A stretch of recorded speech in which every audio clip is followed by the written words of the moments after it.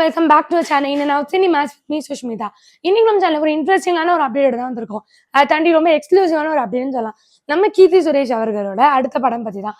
இவங்க வந்து அடுத்து என்ன படம் பண்ணுவாங்க அப்படின்னு இருக்கும்போது இவங்க வந்து ஒரு ஃபீமேல் ஓரியன்ட் மூவியா ஒரு ஸ்டாண்டர்ட் ஃபிலிமா பண்ண போறாங்க. எனக்கு அந்த படம் தான் ரகுதாதான்ற படம்.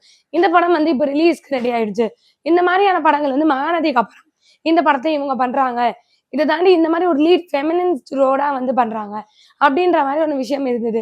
இதை தொடர்ந்து இந்த படத்தோட இன்டர்வியூஸ்ல நிறைய கேள்விகளை அவங்க கேட்டிருக்காங்க.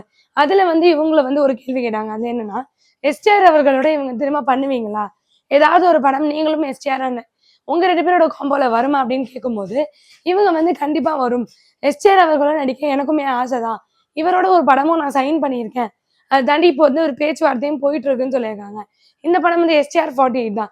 தேசிங் பெரியசாமி அவர்களோட டைரக்ஷன்ல வரப்போற இந்த படத்துல தான் வந்து கீர்த்தி சுரேஷ் அண்ட் எஸ்டிஆர் இவங்க கூட காம்போ எப்படி இருக்க போகுது அப்படின்ற மாதிரி ஒரு எக்ஸ்பெக்டேஷன்ஸ் இருக்கு.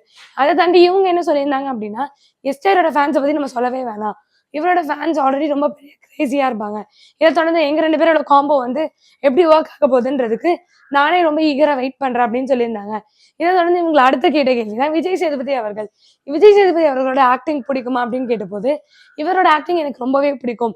இவரோட ஒரு படம் வந்து நான் நடிக்கிறதாகவும் இருந்தது. பட் சில பல காரணங்களால அந்த படம் வந்து நடக்கல. பட் கண்டிப்பா இவரோட ஒரு படம் பண்ணுவேன். அந்த படத்தை பத்தி நான் பேச்சுமே ஓடிட்டு இருக்கு அப்படின்ற மாதிரி சொல்லியிருக்காங்க.